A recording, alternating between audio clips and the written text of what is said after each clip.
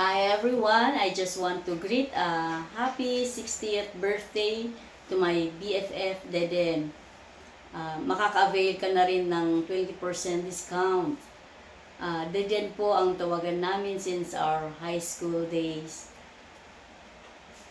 I'm so happy and proud of you sa narating mo because you have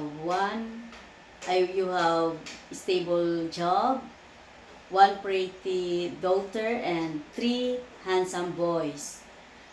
I wish you good health, long life, and happiness always. Continue serving the Lord and